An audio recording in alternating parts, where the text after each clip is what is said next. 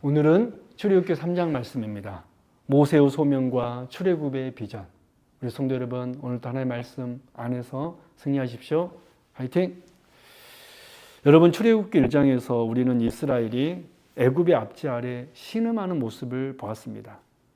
출애굽기 2장에서는 하나님께서 그들을 구원하시기 위해 한 사람 모세를 조용히 준비하시는 장면을 보았습니다. 그리고 마침내 출애굽기 3장에 이르면 하나님의 구원의 때가 본격적으로 시작됩니다. 40년 광야 생활하던 모세에게 하나님께서 친히 나타나십니다.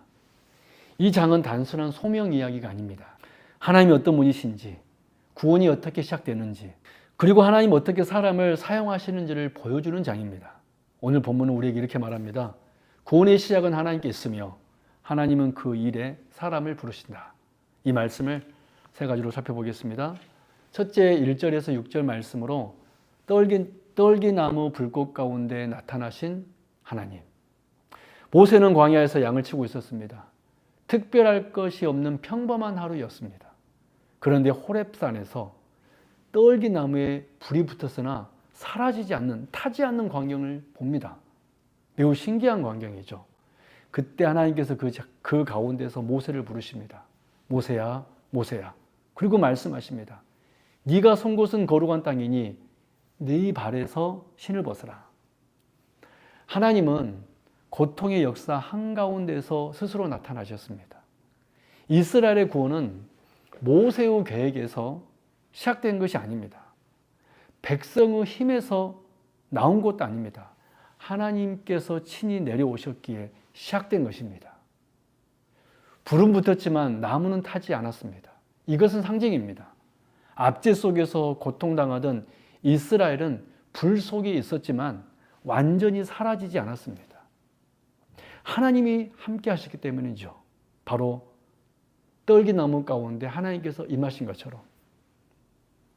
무엇보다 우리는 이 말씀에서 하나님의 거룩하심을 또한 봅니다.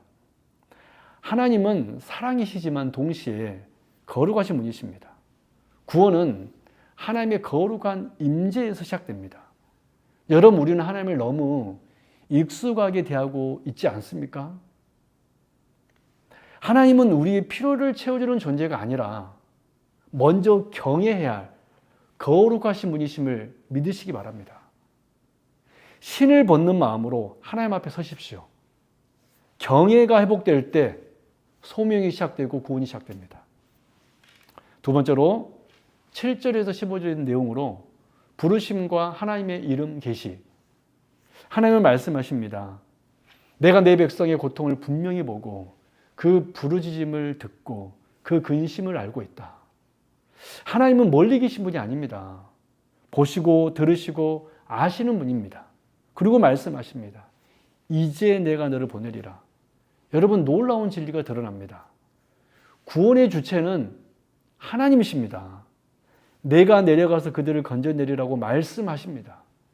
그러나 동시에 내가 너를 보내리라 라고 하십니다. 하나님은 홀로 일하실 수 있지만 모세, 사람을 부르셔서 함께 일하시기를 기뻐하십니다. 이것이 은혜입니다. 그러나 모세는 이 하나님의 부름에 두려워하죠. 내가 누구이게? 하나님은 모세의 자격을 설명하지 않으십니다. 대신 이렇게 말씀하십니다. 내가 너와 함께 하겠다. 그리고 당신의 이름을 계시하십니다. 여호와, 나는 스스로 있는 자다. 하나님은 스스로 존재하시는 분, 변하지 않으시는 분, 언약을 지키시는 분이십니다. 여러분, 구원의 근거는 인간의 능력이 아니라 하나님의 존재와 하나님의 신실하심입니다. 하나님께서 나를 부르실 때 우리는 자주 자격을 따집니다. 나는 부족합니다. 나는 할 수 없습니다. 그러나 하나님은 능력 있는 사람을 찾지 않으십니다. 하나님과 함께하는 사람을 사용하십니다. 자격이 아니라 여러분, 임재, 하나님이 함께하심의 핵심입니다. 하나님이 함께하면 충분합니다. 마지막 세 번째로 16절에서 22절의 내용입니다. 출애굽의 비전과 확실한 약속. 하나님은 모세에게 앞으로 일어날 일을 미리 말씀하십니다. 장로들을 모으고 바로에게 나아가고 거절당할 것이며 결국 큰 권능으로 이끌어내실 것이라고 구체적으로 알려주십니다. 하나님은 미래를 알고 계십니다. 출애굽은 우연히 일어난 사건이 아닙니다. 하나님의 계획 속에 있는 역사입니다. 심지어 애굽을 나올 때 빈손으로 나오지 않을 것까지 말씀하십니다. 고난의 시간이 헛되지 않을 것이라는 약속입니다. 이것은 단순한 민족 이동이 아닙니다. 언약의 성취입니다. 하나님은 아브라함에게 하신 그 약속을 기억하시고 지금 이루고 계십니다. 여러분, 하나님은 우리 앞날을 이미 알고 계십니다. 우리가 보기에는 막막하지만 하나님께는 계획이 있습니다. 그러므로 우리는 두려움이 아니라 믿음으로 나아가야 합니다. 하나님의 비전을 붙드십시오. 하나님이 약속하신 일은 반드시 이루어집니다. 정리합니다. 출애굽기 3장은 구원의 시작을 보여줍니다. 구원은 인간의 결단에서 시작되지 않습니다.